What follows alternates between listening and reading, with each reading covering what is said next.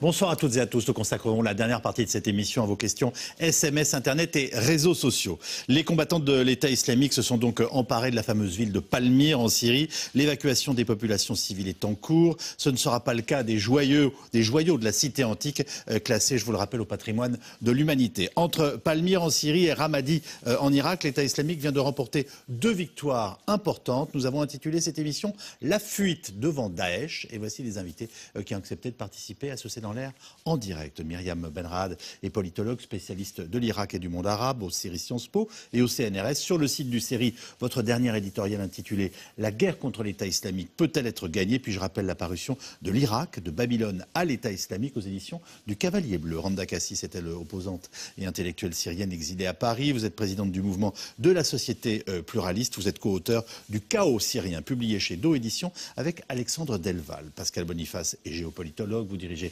l'Institut de Relations internationales et stratégiques. Parmi vos nombreuses parutions, citons ce soir l'édition 2015 des 50 idées reçues sur l'état du monde, paru chez Armand Collin. Enfin, Pierre Servant est expert en stratégie militaire, spécialiste des questions de défense. Votre livre, Le complexe de l'autruche, est désormais réédité en poche chez Perrin. Et je rappelle Le siècle de sang sur les 20 guerres qui ont changé le monde chez le même éditeur. C'est à vous que je pose la première question, qui est le titre de l'éditorial de Myriam Benrad.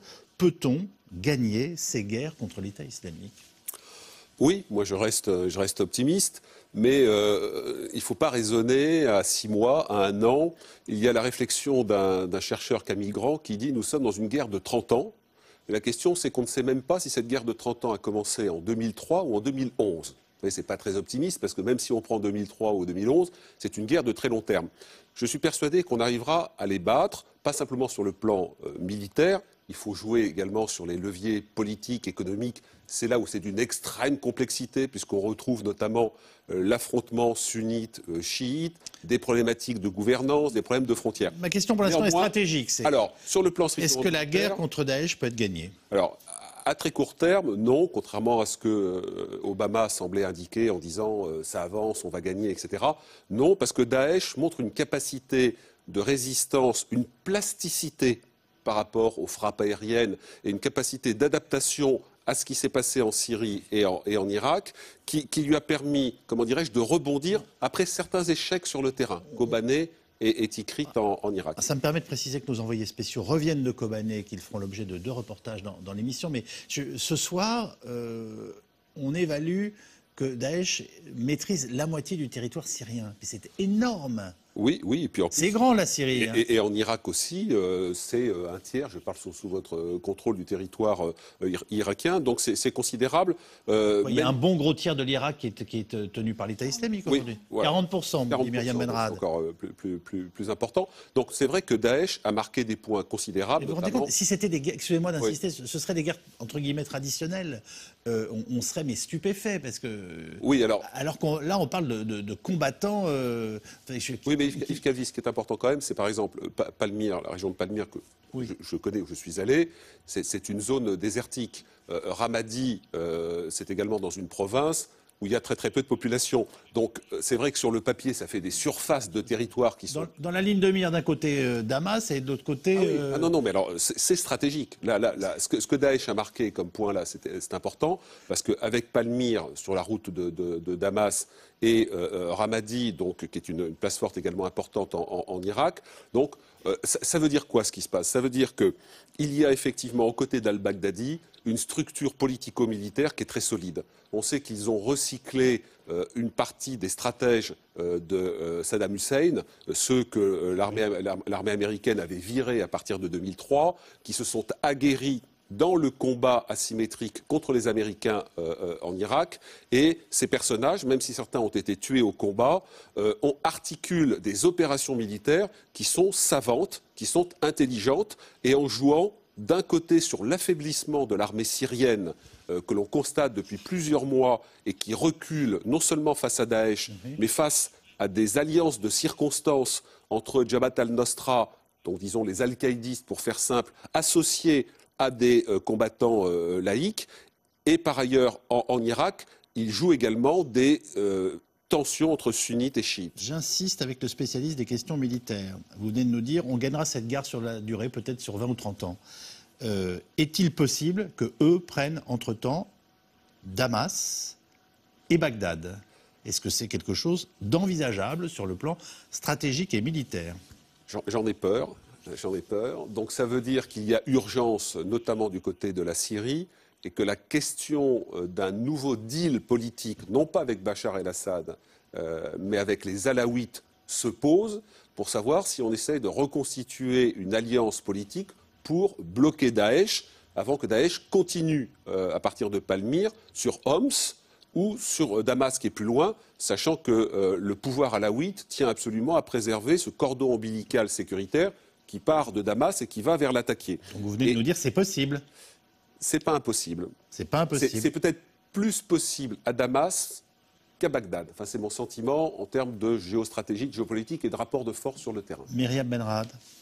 Oui, alors là, ce que je voudrais dire ce soir, c'est qu'il n'y a pas de surprise. Parce que c'est vrai que dans la foulée de Kobané, de Tikrit, il y a eu beaucoup d'effets d'annonce qui tendaient à dire qu'on avait gagné ou qu'on commençait à gagner la guerre contre l'État islamique.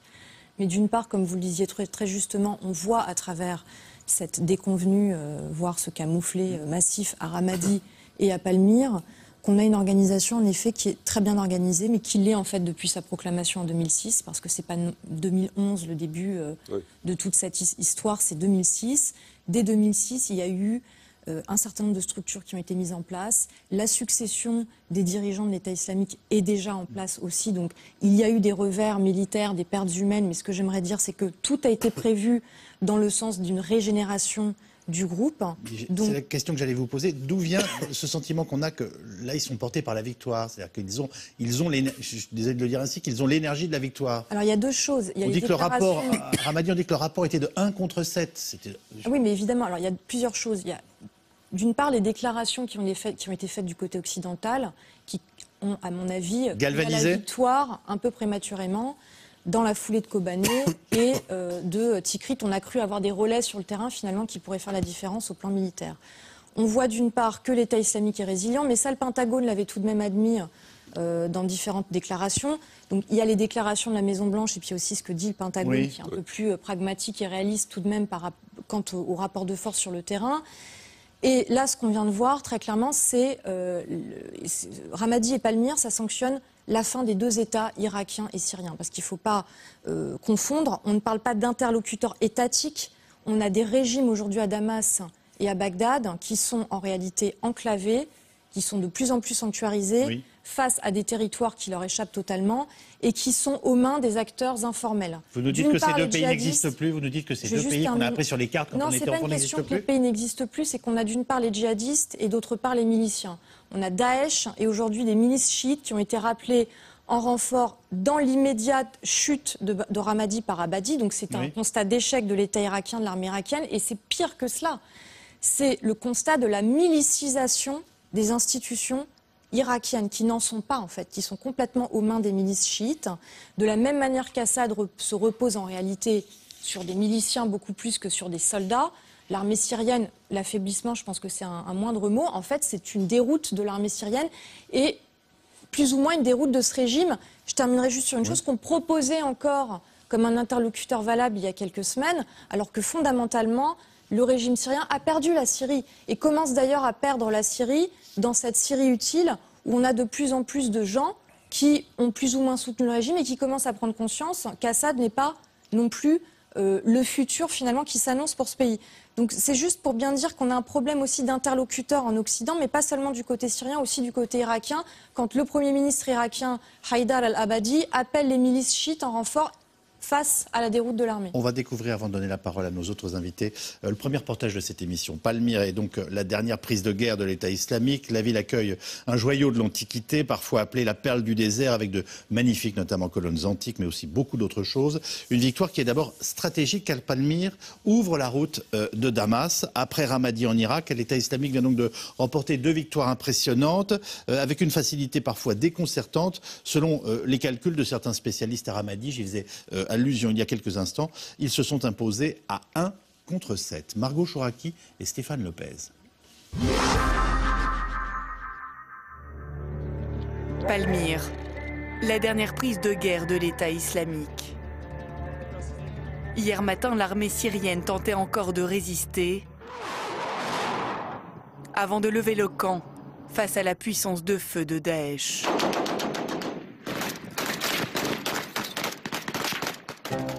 Né il y a plus de 2000 ans, avant de décliner à partir du IIIe siècle de notre ère, Palmyre, surnommée la perle du désert, fut l'une des étapes de la route de la soie, un carrefour à la croisée des civilisations. Et l'État islamique pourrait bien s'attaquer à ce joyau de l'Antiquité, classé au patrimoine mondial de l'UNESCO. Les dernières nouvelles sont alarmantes. Depuis hier, j'appelle tous les belligérants à protéger Palmyre et à laisser le site à l'écart de leurs opérations militaires. Depuis le début du conflit syrien, la cité est en danger. Elle a déjà été le théâtre de violents affrontements entre les rebelles et l'armée syrienne, comme l'attestent ces images tournées en mars dernier. Vous voyez ici, il y a eu des dégâts. Certaines colonnes ont été abîmées à cause de tirs de roquettes. Là, un obus a frappé cette colonne. Du coup, elle s'est brisée en plusieurs morceaux qui sont retombés sur le sol. Ce n'est pas la première fois que Daesh s'attaque à des antiquités pré-islamiques. La cité de Nimrod a ainsi été réduite en poussière. Le musée de Mossoul, lui, a été saccagé. Et à chaque fois, une vidéo de propagande pour en attester. Le patrimoine est un enjeu sécuritaire, humanitaire, on l'a vu. Ce n'est plus seulement un dommage collatéral d'une guerre, il est central dans la guerre. Voilà, nous craignons vraiment que la centralité du patrimoine se poursuive dans cette guerre psychologique, médiatique et d'anéantissement de la diversité culturelle. De conquête en conquête, l'État islamique s'étend sur ses deux fronts, en Syrie et en Irak. Palmyre n'est plus qu'à 240 km de Damas, et avec la chute de Ramadi le 17 mai dernier, Daesh n'est qu'à une centaine de kilomètres de Bagdad. Ramadi, capitale de la plus grande province d'Irak, a été conquise par Daesh en un mois. Bilan, 800 morts et 40 000 réfugiés. C'est le chaos, la violence et la terreur dans les rues de Ramadi. Les obus tombent au hasard sur nos maisons. Depuis, les combattants de Daesh ont pris possession de Ramadi, comme de cet hôpital. La chute de la ville symbolise la débâcle de l'armée irakienne, avec ses blindés qui fuient par dizaines l'avancée adverse, et ses soldats exfiltrés par hélicoptère. Même constat d'impuissance pour les États-Unis, qui bombardaient encore hier les positions de Daesh à Ramadi. Nous soutenons le gouvernement irakien en menant des frappes aériennes et en conseillant les forces de sécurité irakiennes. Nos avions sont à la recherche de cibles du groupe État islamique et ils continueront ainsi jusqu'à ce que Ramadi soit repris. Seule victoire récente au profit de la coalition, la mort de plusieurs chefs de l'État islamique, tués par les forces spéciales américaines intervenues sur le sol syrien, dont Abou Saïef, un haut responsable de l'organisation. D'où vient cette puissance de feu qui était évoquée au début de ce reportage, Pascal Boniface? Sur des armes qui ont été prises à l'ennemi, la plupart d'entre elles, sur des achats, parce qu'il y a un trésor de guerre qui est là, et puis ce n'est pas des équipements non plus extrêmement lourds ou sophistiqués. Donc il n'y a pas de chasseurs bombardiers, c'est plutôt de l'artillerie, des tanks, etc. Donc il ne suffit de pas grand-chose. Est-ce qu'ils peuvent aller jusqu'à Bagdad? Ça me paraît plus difficile vu la population, ils ne pourront pas contrôler. Mais vous voyez comme la situation est volatile. Il y a une semaine, on parlait de la défaite de l'État islamique. Aujourd'hui, on parle d'un succès et de dire qu'ils sont aux portes des deux capitales de l'État. Et donc, on voit bien que chaque jour appelle sa vérité, même si effectivement, il y a un tournant aussi psychologique, bien sûr, du fait de l'importance symbolique de cette ville, de Palmyre. Mais je doute que les combattants de l'État islamique soient impressionnés par le discours de la directrice générale de l'UNESCO, que ça suffise à les calmer, malheureusement. Mais donc, on est aussi... On a même plutôt l'impression que ça les surexcite. C'est-à-dire qu'ils savent très bien que ce sont des symboles qui extrêmement cruelles et qui font mal. C'est-à-dire qu'à chaque fois qu'on voit une statue détruite, c'est pour cela qu'ils ont montré des images des décapitations. C'est pour cela donc qu'ils ont décapité des hommes, des prisonniers de guerre. Oui. Ils en ont brûlé vifs. Ils peuvent effectivement détruire des monuments, sachant que ça aura un impact. Parce que ce qu'ils cherchent au-delà de la conquête territoriale, c'est aussi effrayer les Occidentaux, effrayer leurs ennemis et montrer qu'ils sont puissants. Et ce jeu de communication, il y a en fait deux combats. Il y a un combat sur le plan militaire et un combat de communication. Ce que vous nous dites est encore plus inquiétant parce que vous nous dites ils n'ont pas un matériel et une puissance de feu aussi importante qu'on ne pourrait l'imaginer, ce qui veut dire qu'ils sont donc dans une situation de combat encore plus favorable qu'on l'imagine. Oui, mais regardez, les Afghans ont finalement défait les Occidentaux, les talibans ont défait les Occidentaux avec des équipements très rudimentaires et l'armée américaine s'est repliée en Irak alors que l'écart militaire entre l'armée américaine et les combattants irakiens était incommensurable. Donc il ne faut pas grand-chose pour faire ce type de conflit. Le problème, sont aussi les méthodes, effectivement. Le problème, c'est la jonction politique qui se passe autour de l'État islamique, avec effectivement des djihadistes, des anciens officiers de l'armée de Saddam qui ont été recyclés. Et ce qui est très important, c'est que si la guerre est menée de façon sectaire, elle va renforcer le sectarisme de l'autre côté. Et qu'effectivement, comme l'a très bien dit Madame, dans la mesure où il n'y a plus vraiment d'armée nationale, aussi bien en Syrie qu'en Irak, et que du côté irakien, ce sont plutôt des milices chiites qui viennent combattre, parfois aidés par les Iraniens, cela va renforcer une coalition autour des djihadistes. Et en fait, il y a des gens qui, au départ, n'étaient pas djihadistes, mais qui, en fait, ont un réflexe de défense. Donc, en fait, comment gagner cette guerre de 30 ans, etc. Elle peut ne pas durer 30 ans, mais tout dépend de la façon politique dont on la mène. Parce qu'il n'y a pas que les moyens militaires. Et certains ont dit que les bombardements aériens étaient une partie de la réponse, mais n'étaient pas l'ensemble de la réponse. On en a la preuve aujourd'hui. S'il n'y a pas une réponse politique qui est apportée là-dessus, il y a normalement, la France convoque une réunion le 2 juin de l'ensemble des protagonistes, notamment sur l'Irak. C'est extrêmement important. Et donc, il ne suffit pas de bombardements aériens. On l'a bien vu. On discute avec qui, vu la description que faisait il y a quelques instants Myriam Benrad et à laquelle vous donnez votre accord et dont vous partagez l'analyse, on se dit on discute avec qui ?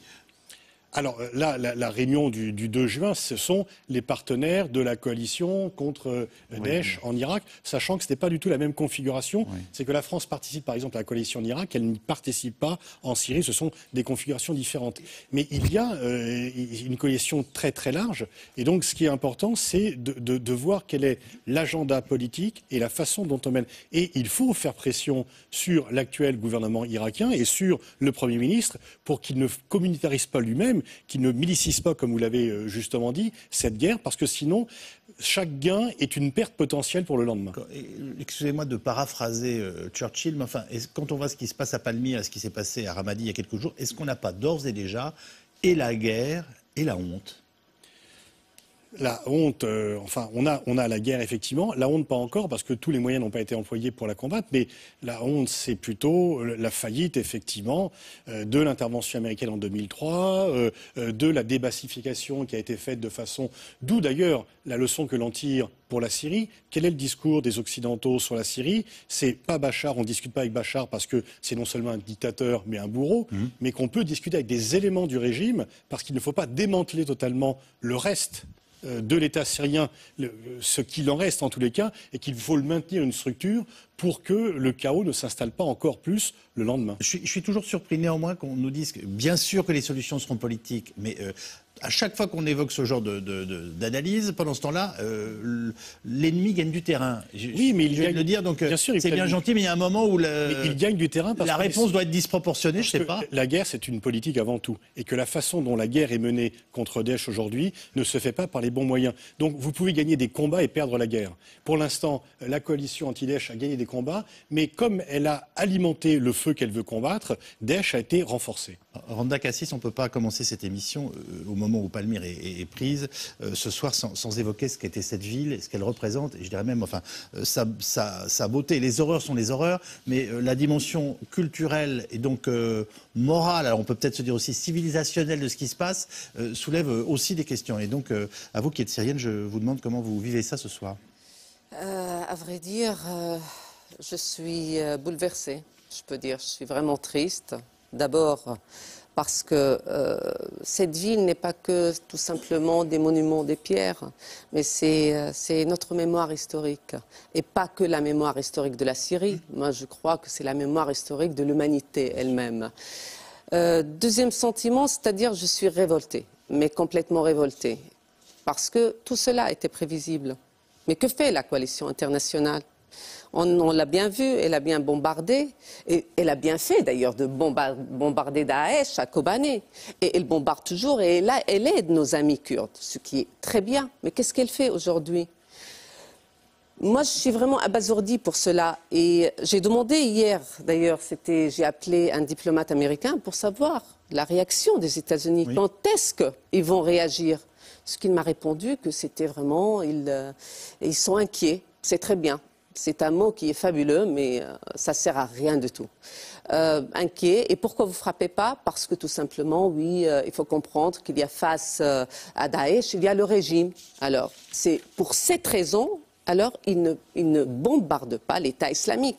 Mais à vrai dire, l'identité des sauveurs importe peu. Moi, ce qui m'importe vraiment, c'est sauver Palmyre, tout simplement. Il faut sauver Palmyre. On peut toujours sauver cette ville si la coalition internationale commence un tout petit peu à réagir et à bombarder Daesh dans cette zone. Excusez-moi de vous poser la question si brutalement, mais est-ce qu'on ne peut pas imaginer que le site archéologique soit d'ores et déjà détruit au moment où nous parlons ?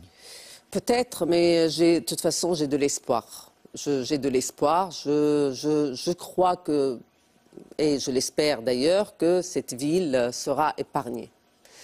C'est ça ce que je peux dire sur Palmyre. Mais deuxième chose, je rejoins M. Servan par rapport au deal. Quand on parle de la solution politique, on parle toujours de la solution politique, oui. Mais on oublie quand même.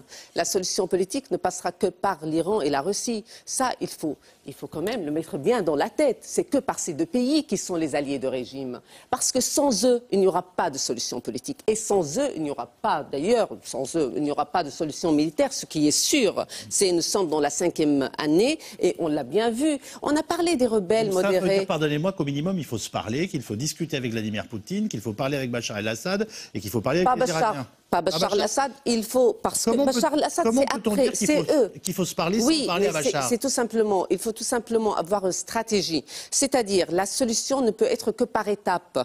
La première étape, d'ailleurs, je suis en train de travailler sur la première étape. Un parti de l'opposition partira à Astana à partir de lundi, au Kazakhstan. Oui. Pour trouver un plan de travail, pour se mettre d'accord sur une feuille de route. C'est quoi cette feuille de route ? C'est là où on peut parler. Cette feuille de route, ça veut dire qu'il faut avoir un gouvernement de civils, mais séparer aussi l'armée de la tutelle du gouvernement de civils. Il faut avoir un deal. Et je suis tout à fait d'accord qu'on peut aussi travailler avec les Alaouites, qui sont d'ailleurs, ils sont de l'appareil, même s'ils sont à l'extérieur, mais ils peuvent quand même être intégrés dans l'appareil pour...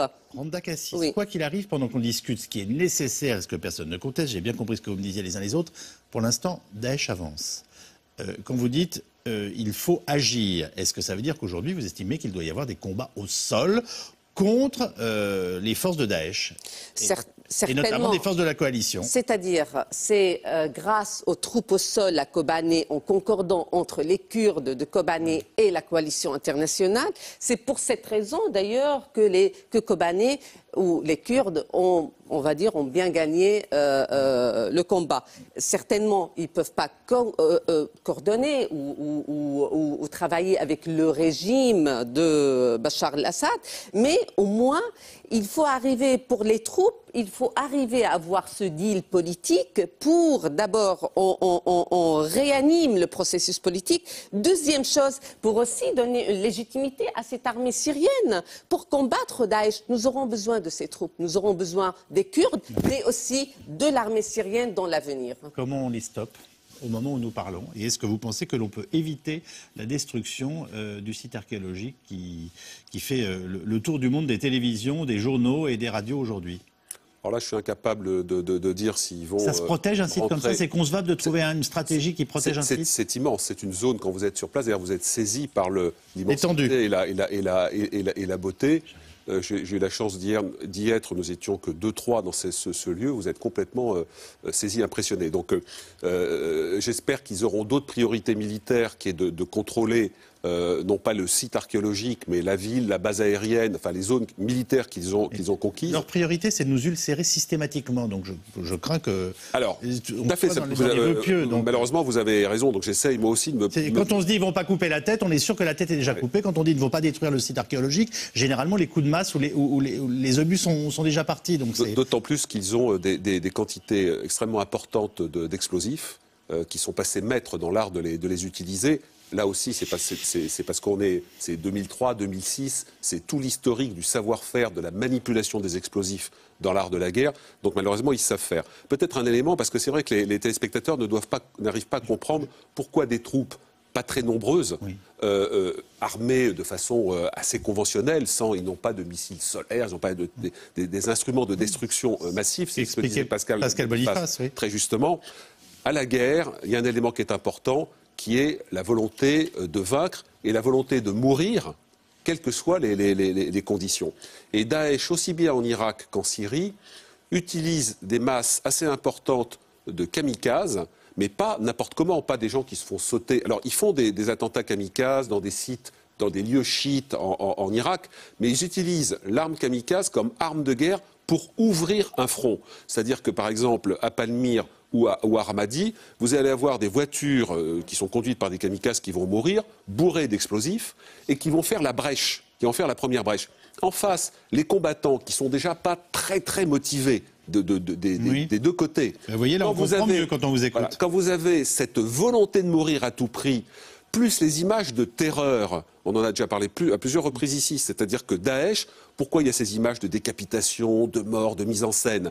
C'est d'abord pour terroriser l'autre. Et quand vous envoyez des kamikazes, l'effet de terreur est terrible. Et vous avez des phénomènes où les soldats se débandent. Souvent, les officiers partent les premiers. Et donc, à partir du moment où cette confiance est cassée, des éléments qui sont minoritaires, enfin, qui ne sont pas nécessairement les plus forts sur le plan numérique, arrive à emporter le morceau. Juste une question concernant la cité antique, classée au patrimoine de l'humanité, je le rappelle.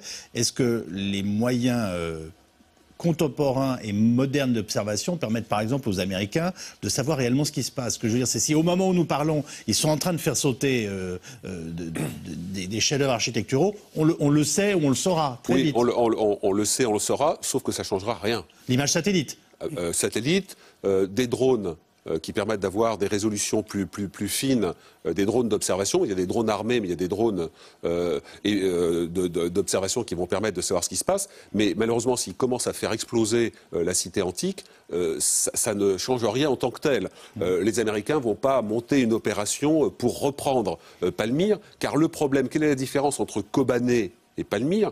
À Kobané, les Kurdes tenaient encore une partie de la ville. Oui. Il y avait certainement des forces spéciales américaines dans Kobané pour guider les frappes de l'aviation avec précision sur les forces de Daesh et également pour affiner les parachutages d'armes, de munitions à ceux qui résistaient à l'intérieur. Le problème, c'est que quand une ville tombe, c'est le problème que les Américains ont eu sur Falloujah en Irak à plusieurs reprises pour reprendre Falloujah. Quand vous rentrez dans du combat urbain, c'est une difficulté extrême parce que les combattants de Daesh sont prêts à mourir, sont habitués au combat urbain et pour reprendre la ville, c'est extrêmement difficile. Alors on va partir à Kobané car on a visiblement touché les limites de l'intervention aérienne de la coalition. Va-t-il falloir se résoudre? C'est une des questions que nous nous posions en début d'émission à des combats au sol. En tout cas, la seule victoire due au combat aérien après 9 mois fut celle, on vient de vous en parler, de Kobané. Mais à quel prix? 70% de la ville a été détruite. Ni les Kurdes, ni la coalition ne peuvent par ailleurs s'appuyer sur cette ville comme base de reconquête pour aller plus loin. Et sur place, voici le reportage de nos envoyés spéciaux, François-Xavier Rigaud et Stéphane Lopez.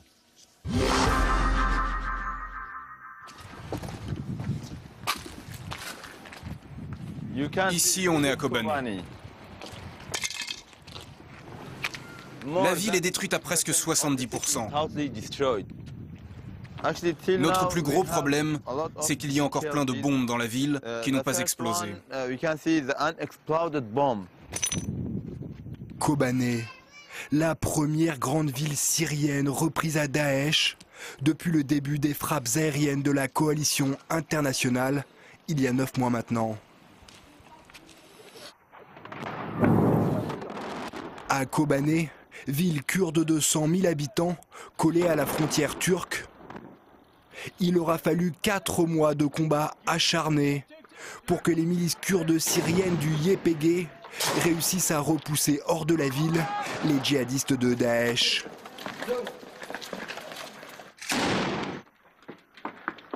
Une victoire impossible sans les dizaines de frappes aériennes quotidiennes de l'armée américaine.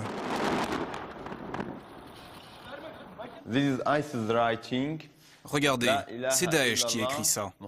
Il n'y a pas d'autre Dieu qu'Allah et Mahomet est son prophète.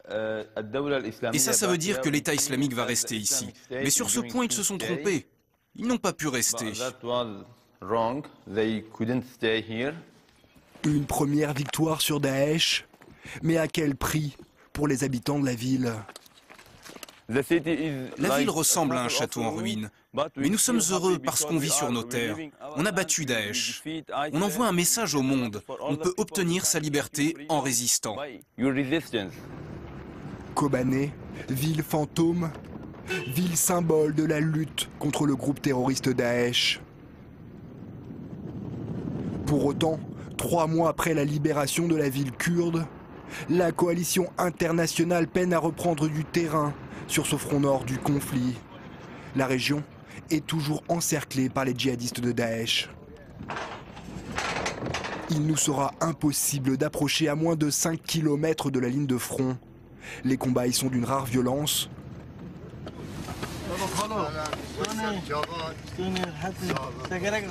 L'aviation américaine pilonne quotidiennement la zone.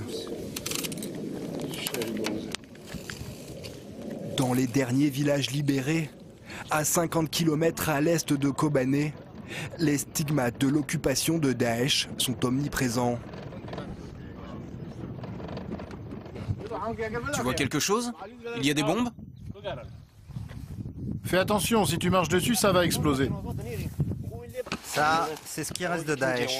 Les corps ont été dévorés par les chiens. Les terroristes ont pris nos maisons, ils ont tout détruit, tout brûlé. On a peur d'entrer parce qu'il y a des bombes à l'intérieur, ils ont piégé nos maisons. Zemani, un policier de 45 ans, est l'un des rares démineurs encore en vie dans la région. Chaque jour, équipé seulement d'une lampe frontale et de quelques outils, il inspecte les anciennes caches des djihadistes à la recherche d'explosifs. C'est bon, ici il n'y a rien. Pas de bombe, on peut aller à côté. Sans aucune protection, ni dispositif de sécurité, Zemani désamorce quotidiennement des dizaines de bombes artisanales de Daesh. Je vais la désamorcer, il y a une bombe ici et une juste derrière la porte. On manque de matériel et aussi de formation. Souvent les bombes sont visibles et simples à désamorcer, mais parfois elles sont beaucoup plus sophistiquées. Ça c'est du TNT. Il y en a suffisamment pour tout faire exploser ici. Fais attention, c'est très dangereux ça. Faut pas le laisser traîner là. Regarde dans la voiture, il y a une bombe devant et aussi derrière. On voit un fil rouge qui va dans le coffre. Et parfois, l'opération ne se passe pas exactement comme prévu. Par chance, la voiture piégée n'explosera pas. Si j'avais pas tiré sur la batterie, on serait tous morts maintenant. 9 mois après le début de l'intervention militaire de la coalition internationale, cette enclave kurde de quelques dizaines de kilomètres carrés au nord de la Syrie reste à ce jour les seules terres reprises au groupe terroriste Daesh. 9 mois de combat, cette ville est totalement en ruine. C'est-à-dire que, si vous voulez, ça donne quand même la mesure du travail qui reste à faire. Je ne sais pas ce que vous inspire comme commentaire, ce reportage quand même très impressionnant qu'on vient de voir sur une ville. C'est très impressionnant. Chaque année, Handicap International fait une pyramide de chaussures pour lutter contre les mines antipersonnelles. Il y a une démonstration du déminage. Ceux qui déminent ont un matériel de protection qui est quand même très conséquent. Là, non seulement ce pauvre malheureux est seul pour faire cela, mais il y va sans matériel et surtout sans protection. Et quand on voit l'immensité des destructions déjà existantes, on prend la mesure de l'effort non seulement de déminage, parce qu'il peut y avoir des bombes partout. Donc, et le problème des mines, c'est qu'elles tuent une fois que les combats ont arrêté. Et qu'elles tuent des civils, des enfants qui jouent, ou des gens qui vont labourer, etc. En ce sens-là, où elles sont vraiment proscrites par le droit international, parce qu'elles touchent des civils une fois que la guerre est arrêtée. Et donc là, on voit bien l'immensité de la tâche et de la reconstruction, non seulement de la reconstruction, mais déjà du nettoyage dans un premier temps, parce qu'avant de reconstruire, il faut penser à nettoyer, et c'est franchement effrayant. Pour reconstruire, il faut gagner la guerre. Hein. Oui, alors juste un détail sur le plan minage-déminage. Les bidons qu'on voit sont des bidons en plastique, qui sont souvent des bidons utilisés dans les champs pour l'engrais. Oui. Alors ils sont récupérés par les djihadistes, parce que, étant en plastique, ils ne sont pas détectables par les systèmes de détection quand ils sont enterrés. Là ils sont visibles dans la maison, mais vous allez en avoir d'autres qui vont être enterrés à différents endroits. C'était un des problèmes déjà que les Français et la coalition ont rencontré en Afghanistan. Vous aviez ce type de bidons qui ont fait des morts parce qu'ils sont difficilement détectables. Et là aussi, dans les savoir-faire, malheureusement, de la structure du génie, au sens génie militaire, les sapeurs de Daesh, vous avez des gens extrêmement astucieux dans la capacité d'avoir des systèmes de mines, d'explosifs, qui vont être déclenchés avec une chasse d'eau, une porte qui s'ouvre, etc. Et donc, c'est vraiment cette capacité de Daesh de créer la terreur par différents moyens. Ce que je disais tout à l'heure par les kamikazes, terreur par, même quand ils ne sont pas là, leur ombre plane à travers les menaces de mort. Et là, donc, il y a un talent du diable tout à fait efficace, malheureusement. Myriam Benrahad. Oui, alors, moi, je voudrais dire une chose par rapport à Kobané et aussi au terrain irakien. Sur le plan politique, parce qu'il est vrai qu'on parle beaucoup des opérations militaires, mais je vais revenir là-dessus. Mais sur le plan politique, on n'a pas d'interlocuteur, en fait, aujourd'hui. Ce qu'il faut bien savoir, c'est qu'il n'y a plus de légitimité. Et ça, c'est une vraie question à poser quand on organise des réunions qui convient les représentants irakiens ou lorsqu'on évoque une possible coopération avec des éléments du régime syrien. Où est la légitimité? Elle n'est pas du tout aujourd'hui ni à Damas ni à Bagdad. Alors pourquoi? Et d'ailleurs pas non plus au niveau local. Là je vais vous dire ce que disent les gens qui fuient Ramadi, donc les populations qui aujourd'hui se concentrent autour de Bagdad. Oui. Ils vous disent quoi quand vous leur demandez ce qu'ils en pensent? Ils vous disent on ne croit plus dans le gouvernement, on ne croit plus dans les autorités, les gouverneurs ont fui, nous ont laissé tomber. Quand Daesh a lancé l'offensive sur Mossoul, ils ont fui au Kurdistan, ils ont fui en Turquie.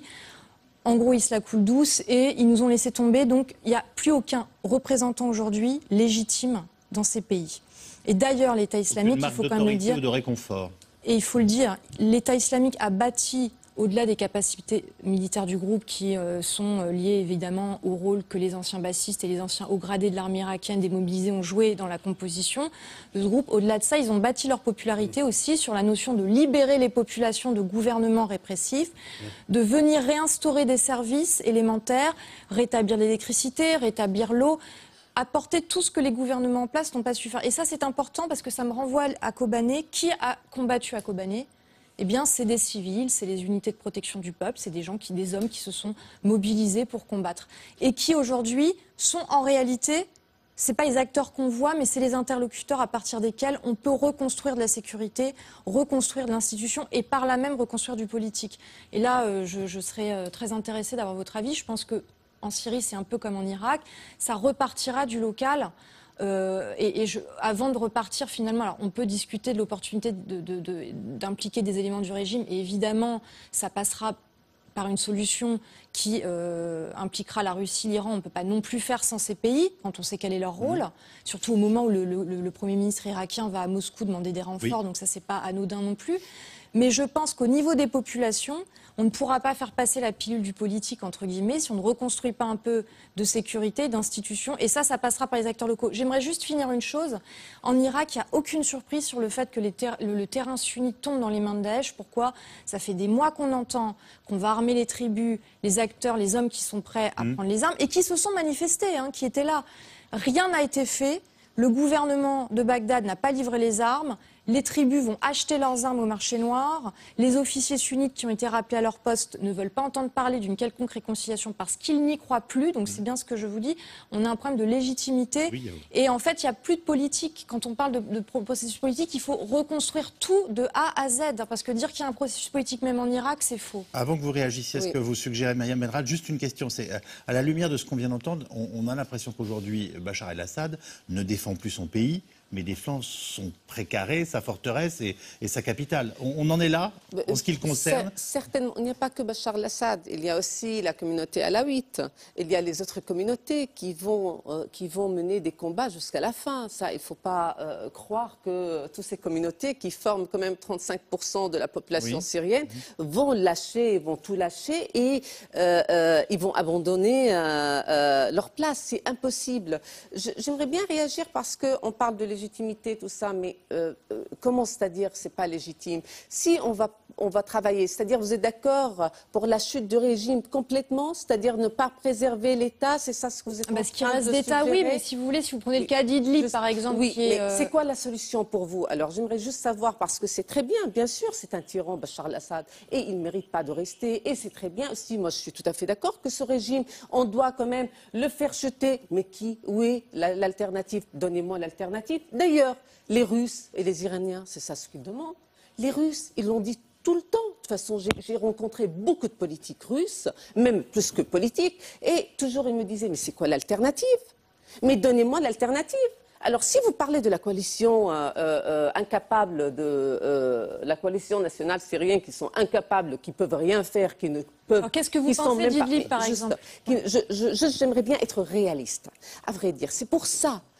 J'invite l'opposition, des opposants réalistes et pragmatiques, des raisonnables, pour discuter d'une feuille de route à Astana. Je ne veux pas des personnes qui vont dire « Ah non, nous voulons la chute de régime, c'est impossible, nous ne pourrons pas faire, ça sera le chaos. Donnez-moi l'alternative. » S'il n'y a pas d'alternative, alors c'est à nous, de toute façon, de le faire et de trouver notre alternative. De toute façon, le gouvernement sera partagé entre les deux. Sinon, ni les Iraniens accepteront cela. Qu'est-ce que vous pensez juste d'une chose, je vous le demande, ce qui est en train d'être mis en place à Idlib autour de cette coalition. Expliquez de quoi il s'agit. Alors Idlib, c'est une province du nord-ouest de la Syrie qui est tombée dans les mains des rebelles, d'un certain nombre de brigades. Al-Nusra, Al-Qaïda. Pas seulement, non, c'est vrai, vous avez raison. Il ne faut pas oublier. C'est vrai, mais qui a proposé... Attendez, je n'oublie rien du tout, je sais qu'il s'agit de djihadistes, simplement qui sont prêts à remettre le pouvoir à des autorités civiles qui sont prêts, ça on n'a pas poser les bases. Excusez-moi, mais je vous interromps parce qu'on ne peut plus suivre,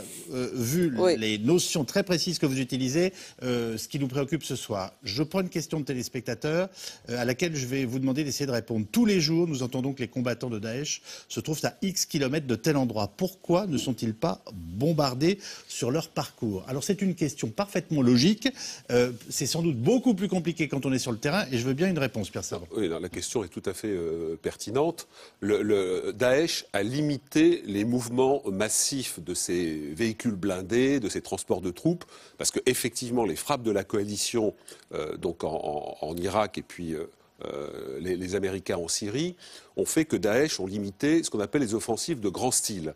Notamment en Irak, c'est ce qui leur a permis de faire la conquête de Mossoul et d'autres villes, c'est-à-dire le fait de partir en terrain libre avec des pièces d'artillerie, des blindés, des transports d'infanterie, etc. Ça, ils ont arrêté ça parce qu'ils ont pris énormément de destruction, ils ont reçu énormément de bombes sur ce type de matériel. Donc ils ont changé de tactique, ils évoluent avec des petites entités, des petites unités qui vont être regroupées à un moment pour monter un assaut, notamment avec des véhicules civils qui vont transporter les kamikazes. Donc, si vous voulez, ils sont beaucoup plus fluides. Ils font un peu la boule de mercure. Quand on cassait un thermomètre enfant, vous avez la boule de mercure qui part et qui est difficile. Et vous ne pouvez pas l'attraper, la boule de mercure. C'est un peu ce. Président Mao qui disait marcher ensemble, frapper séparément. Oui, voilà. Et donc, ce qui fait que la coalition n'est pas omniprésente. Vous n'avez pas des avions partout qui, dès qu'ils voient quelque chose qui bouge, vont frapper. Donc, il n'y a pas une brigade ou même un escadron qui avance aussi. Non, voilà, ils sont. Je l'entends bien. Mais beaucoup plus il y a aussi des notions, parce que je pense pense que c'est aussi le sous-entendu de la question, j'allais dire d'argent. Parce que moi, j'entendais un responsable militaire qui disait récemment, mais attendez, on ne va pas balancer un missile, vu ce que ça coûte, sur tout pick-up avec 8 gars de Daesh dedans. Or, c'est bien la somme, si je vous suis, de ces pick-up avec 8 gars de Daesh dedans qui font qu'à l'arrivée, on détruit ou non en partie cette armée. C'est vrai, il y a une question de moyens engagés et de coûts entre des missiles qui valent $100 000, $150 000, $250 000, et effectivement un pick-up avec 4 clampins à l'intérieur, c'est pas jouable. D'où le problème qu'on a déjà évoqué souvent des troupes au sol. Et là, on bute sur un problème américain. Je n'arrive pas à comprendre. J'arrive pas à comprendre. Il y a un problème chez nos amis américains. Je ne les désigne pas parce que c'est toujours très compliqué, c'est très facile quand on est en position de donneur de leçons. Mais visiblement, vous l'avez dit, il y a des tensions entre l'équipe Obama et les militaires américains qui sont pragmatiques et qui ne cessent de dire depuis des mois, ça ne suffira pas de frapper du ciel. Ça, c'est parce que c'est l'approche en fait qui est faite d'Obama qui veut en fait favoriser un Irak national unifié. C'est complètement ironique quand on sait quand même que la présidence précédente a été plutôt dans le sens d'un morcellement de l'Irak.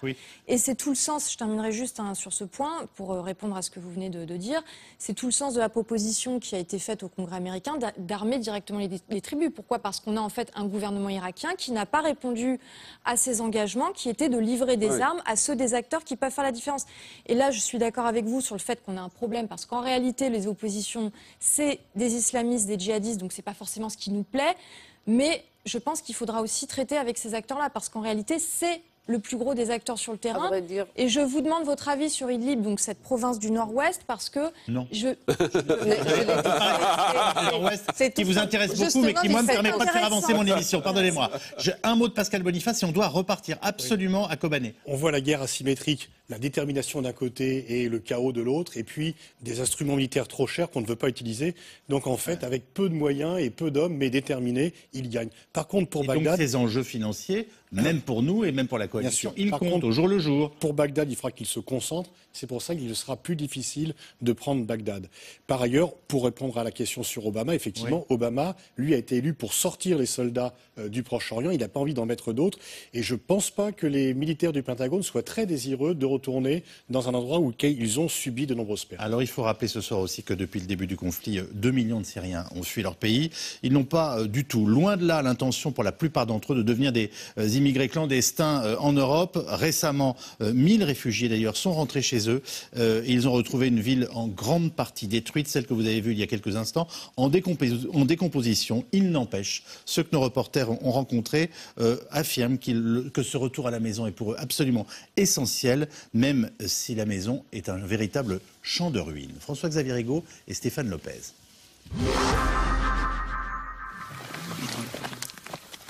Baissez-vous, baissez-vous.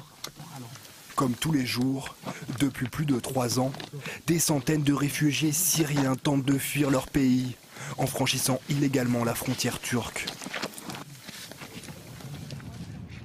Depuis le début de la guerre, 2 millions de Syriens ont trouvé refuge dans ce pays.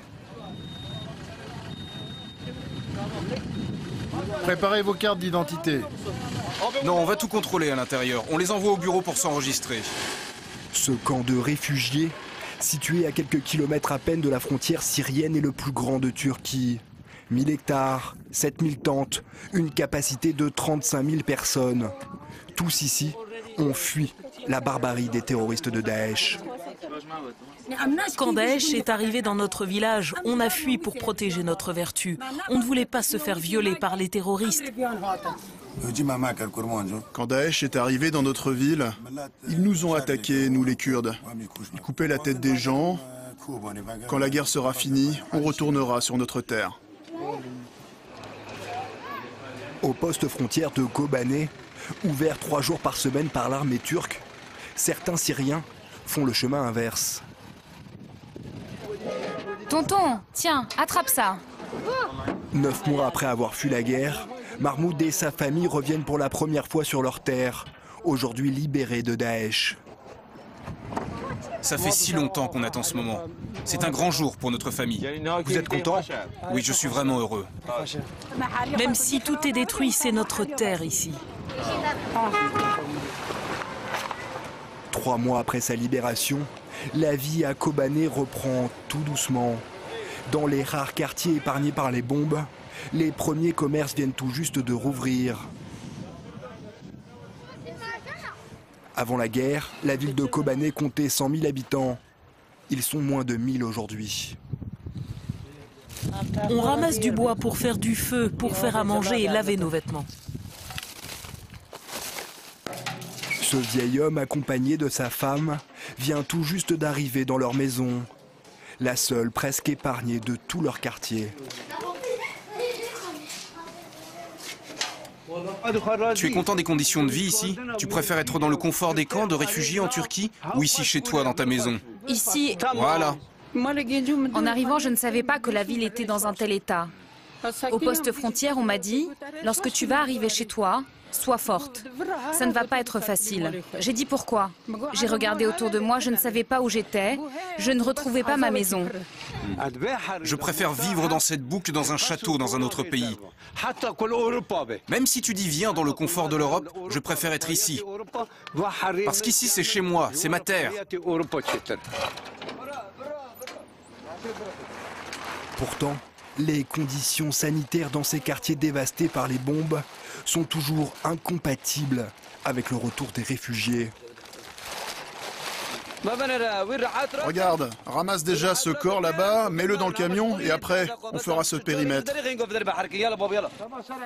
Au milieu des gravats, les agents municipaux s'activent pour ramasser les cadavres abandonnés des terroristes de Daesh. Tire jusqu'au fond du camion. Voilà, vide le brancard maintenant. On a déjà trouvé plus de 900 cadavres sous les décombres dans les rues de Kobané. Mais il doit y en avoir au moins encore 3000 cachés sous les gravats. On doit tous les ramasser avant que la population ne revienne dans cette ville. Les habitants de Kobané s'interrogent sur le futur de leur ville détruite à 70%. Pour certains, il faut tout raser et tout reconstruire. Pour d'autres, au contraire, il faut la laisser dans cet état pour que le monde n'oublie jamais les ravages de cette guerre contre Daesh. On a une question d'ordre géopolitique et après je reviens quand même à la situation de Kobané. Assad n'a-t-il pas sciemment sacrifié Palmyre pour, entre guillemets, stimuler le soutien de l'Occident? Qu'en pensez-vous? Peut-être, c'est... Est-ce qu'on peut l'envisager? Non, voilà. C'est probable, à vrai dire, c'est probable. Je vois mal le régime et Assad sacrifier complètement Palmyre, parce que quand même, comme on a dit, c'est une porte qui ouvre vers Damas, vers Homs. Pour lui, c'est très stratégique. C'est pour ça qu'il faut attendre un tout petit peu, il faut être prudent et attendre les jours suivants. À vrai dire, il y a eu des combats, ça fait 8 jours qu'il y a eu des combats entre Daesh et le régime. Ils ont été repoussés la première fois, mais l'offensive, ils ont eu une autre offensive. Alors, oui, il faut attendre. Je crois qu'ils mènent une stratégie pour cela, mais il faut attendre. C'est pour ça que je ne peux pas répondre complètement par oui ou non. À la fois, il est vrai que Daesh et Bachar el-Assad ont partie liée, que Bachar a libéré de nombreux prisonniers djihadistes afin de renforcer, pour dire c'est moi ou le chaos. Et voyez, si je perds la partie, c'est Daesh. Donc il y a une sorte de jeu commun entre l'un et l'autre. Mais par contre, autant quand il y a des décapitations, ça le sert parce que ça horrifie les gens. Mais là, il a perdu une bataille stratégique majeure et il n'a pas intérêt à paraître trop faible. Parce que s'il apparaît trop faible, dans le système alaouite, dans le système de Damas, les gens vont commencer à se dire il est peut-être temps de changer, il est peut-être temps. Et qu'est-ce qu'attendent la diplomatie française et les autres? C'est de trouver justement des éléments du régime qui fassent défection. Pour l'instant, ceux qui ont essayé de le faire n'ont pas survécu très longtemps à cette tentative. Mais l'objectif auquel chacun s'emploie, c'est qu'il y ait des défections pour montrer qu'il y a une alternative avec une opposition plus modérée. Et donc perdre une ville aussi symbolique, bien sûr, on peut dire qu'il attire l'attention, mais en même temps, il apparaît en position de faiblesse. Donc donc il a intérêt à grossir la menace Daesh, mais pas à montrer que lui est en train de perdre la partie. Parce que dès qu'on commencera à penser qu'il perd la partie, ses soutiens le lâcheront. Quand on voit l'état dans lequel on retrouve Kobané, il faut expliquer, voilà à quoi aboutit la capacité de Daesh à pénétrer dans des villes, à les diriger pendant... C'est leur stratégie, de tout détruire. Le champ de ruines. Oui, c'est le champ de ruines. Mais enfin, d'ailleurs, on parle beaucoup de la Syrie, mais revenons tout de même aussi en Irak. C'est la même stratégie, ne rien laisser.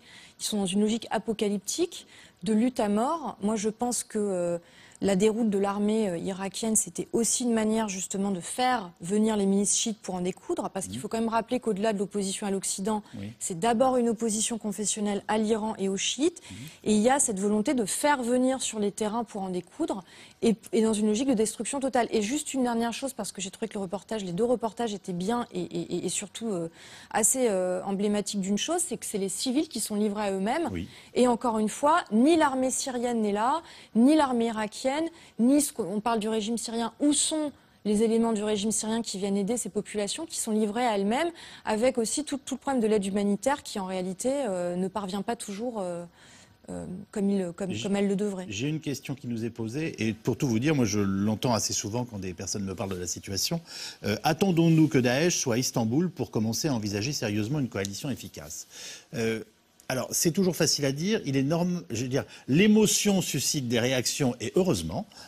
Après, on peut donner une colonne vertébrale, je dirais, à l'émotion pour savoir ce qui doit être fait. Mais quand même, on a en ce moment très souvent, on a l'impression qu'on est taxé de lâcheté, de manque de fermeté. Et voilà, si toutes les villes de la région doivent finir comme Kobané, il y a un moment où il n'y aura plus de questions à se poser. Ce sera trop tard. Alors, qu'est-ce qu'on peut envisager? Je vous repose la question. On tourne autour depuis le début de l'émission. Pour au minimum renverser le front militaire et stratégique, c'est-à-dire le rapport de force. Je pense Quand est-ce qu'on les arrête? La seule possibilité à court terme, c'est un engagement important des forces spéciales américaines. Les Américains n'ont aucune envie de renvoyer des dizaines de milliers de soldats dans ces configurations-là. Les forces spéciales, les commandos, avec le type d'armement qu'ils ont, le fait qu'ils agissent très souvent de nuit, avec un effet démultiplicateur, c'est-à-dire un petit groupe d'hommes a une capacité de destruction chez l'adversaire. Ils ont une furtivité, une plasticité qui est assez adaptée à ce type de situation chaotique. Donc, si on veut essayer de donner des coups d'arrêt assez significatifs, seul un engagement massif important des forces spéciales américaines, qui représente à peu près 60 000 soldats américains de différentes unités terre-air-mer dans les forces spéciales américaines. À mon avis, en dehors de ça, ça sera difficile de donner un coup d'arrêt. Est-ce qu'il est possible de faire plus? Regardez les pays européens qui n'arrivent pas à véritablement accompagner la France dans le travail assez remarquable que la France fait dans la bande sahélo-saharienne, où ils ont une situation qui n'est pas de même nature que celle que l'on a ici, mais vous retrouvez chez AQMI, Al-Qaïda au Maghreb islamique, et les alliés Touaregs, le même type de mode de fonctionnement, c'est-à-dire des combattants qui vont jusqu'à la mort, qui sont très furtifs, très mobiles. Alors, ils ne prennent pas d'assaut des villes, parce que la France est présente et a pu fédérer 5 pays, ce qu'on appelle le G5 Sahel. Et donc, là, le problème, c'est qu'il faudrait cette présence de forces spéciales américaines massive et importante. Et jusqu'à présent, on ne les voit pas. Sur Kobané, qui était pourtant une ville qui était devenue symbolique, les Américains sont arrivés tardivement. Vous avez même eu des déclarations américaines sur Kobané en disant que ce n'est pas une ville stratégique, on ne va pas s'en occuper. Donc là, si vous voulez en termes vraiment strictement militaires, à court terme, il faut en passer par là. On va passer aux questions SMS.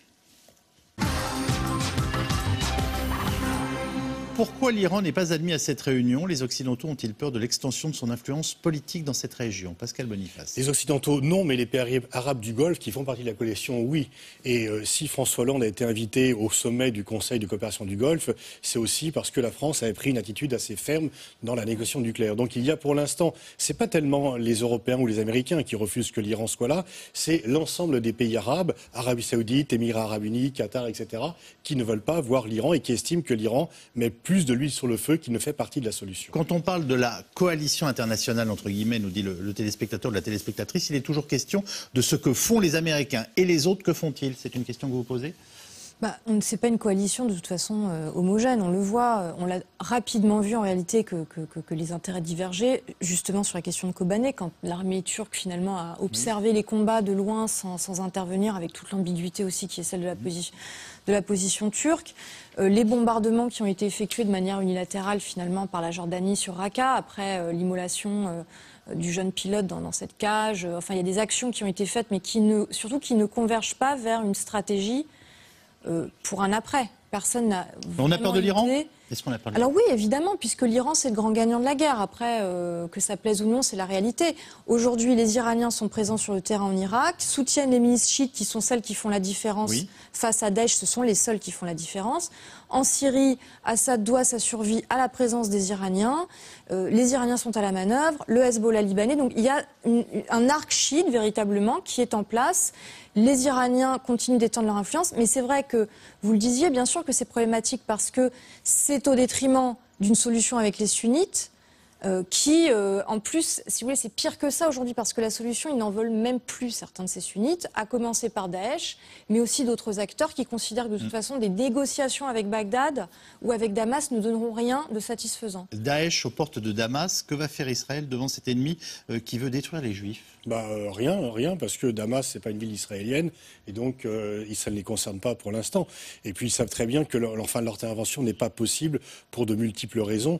Donc Israël regarde. L'État d'Israël ne peut pas y penser quand il voit tout simplement qu'il se rapproche. J'ai presque envie de dire, c'est une physique intervention, disons, une intervention terrestre israélienne en Syrie serait dangereuse, serait contre-productive, et ils perdraient des gens. Donc effectivement, ils n'ont pas envie de voir Daesh à leur porte, mais ils savent que ce n'est pas eux en intervenant, ils viendront, déjà que la présence des chiites vient stimuler complètement Daesh, la présence israélienne serait une sorte d'argument de propagande supplémentaire pour Daesh. À vrai dire, il n'y a pas qu'une seule vision chez les Israéliens. Par exemple, certains ont aidé et aident des djihadistes de Al-Qaïda qui sont emparés de Idlib.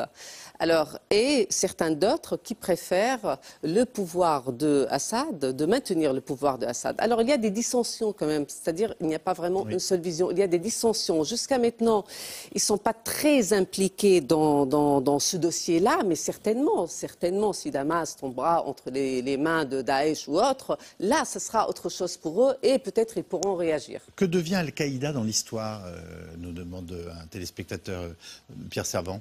Alors, Al-Qaïda est franchisé dans différentes parties de ce monde. Pour la Syrie, c'est Jabhat al-Nusra qui avait fait alliance à Al-Qaïda et qui fait son petit commerce, qui fait sa petite plotte en occupant certaines parties dans la région d'Alep, ailleurs. Parfois en faisant alliance, vous avez des alliances de circonstances assez étonnantes aujourd'hui avec cette force-là, avec d'autres forces combattantes qui ne sont pas djihadistes, mais qui considèrent que finalement, compte tenu de l'horreur de Daesh, il est possible de mener quelques combats avec Jabhat al-Nusra qui sont moins horribles que Daesh. Donc vous avez des alliances assez compliquées. Vous avez eu des affrontements aussi, à certains moments, entre Daesh, entre des troupes se revendiquant de Daesh, souvent des anciens d'Al-Qaïda qui se sont radicalisés contre leurs anciens copains pour des prises de position de terrain. Et derrière ces prises de position de terrain, ce n'est pas simplement le combat militaire, c'est l'argent.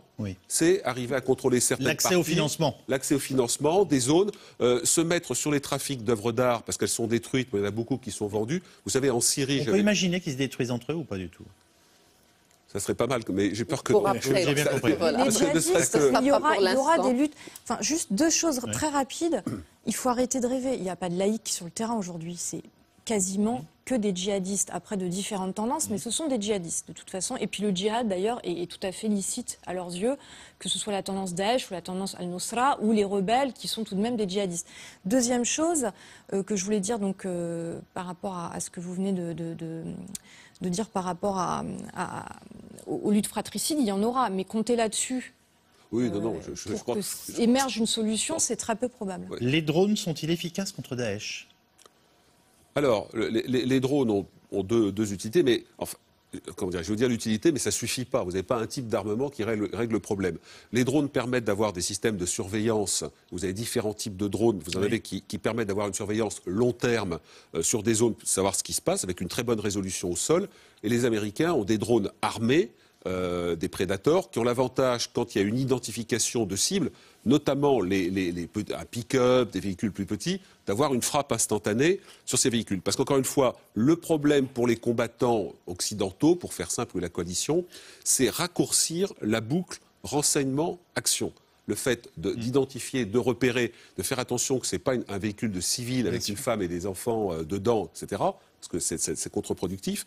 Donc identifier le groupe de combat, avoir le renseignement, l'exploiter et monter une opération très rapide pour les frapper. Pourquoi ? Parce que ces combattants ne restent plus au même endroit et que toutes les implantations lourdes de Daesh, une bonne partie ont été détruites par les frappes de la coalition. Parmi les populations locales, combien participent et collaborent avec Daesh? Est-ce qu'on peut essayer de répondre à ça?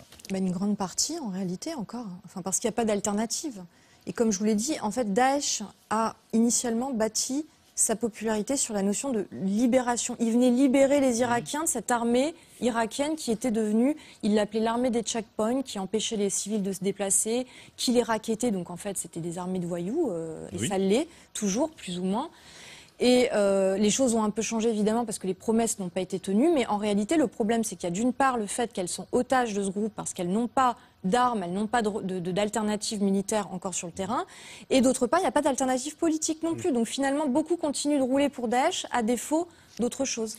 Et dans les villes sunnites, Daesh gère, autant ils détruisent en dehors, mais sinon ils ont ramené un minimum de services publics, et c'est un peu, on peut faire une comparaison avec les talibans. Ils ont ramené même des services publics, dites-vous ? Distribution d'électricité et d'eau, et donc on peut faire une comparaison avec les talibans en 96 qui ont été bien reçus par une partie de la population d'Afghanistan. Un dernier mot. Oui, juste pour dire, selon l'Observatoire syrien de droits de l'homme, selon Rami Abdelrahman, il dit qu'en Syrie même, il y a plus de 60% des combattants étrangers dans Daesh, bien sûr, y compris Al-Nusra et autres. Certainement, il faut pas oublier que la Turquie, qui facilite le passage aux djihadistes pour mener leur combat en Syrie, ça, je trouve aussi que les pays occidentaux doivent réagir aussi. La Turquie doit nous dire est-ce qu'elle est un vrai allié ou pas. Ça, c'est une question à poser. Merci infiniment les uns et les autres d'avoir participé à cette émission qui sera ce soir rediffusée à 22h35. Merci à vous de nous avoir suivis. Demain, vous avez rendez-vous avec Caroline Roux et je vous annonce d'ores et déjà que l'invité de C'est Politique en direct sur France 5 dimanche sera le ministre des Relations avec le Parlement, Jean-Marie Le Guen. Passez donc une très bonne soirée. À demain. Merci.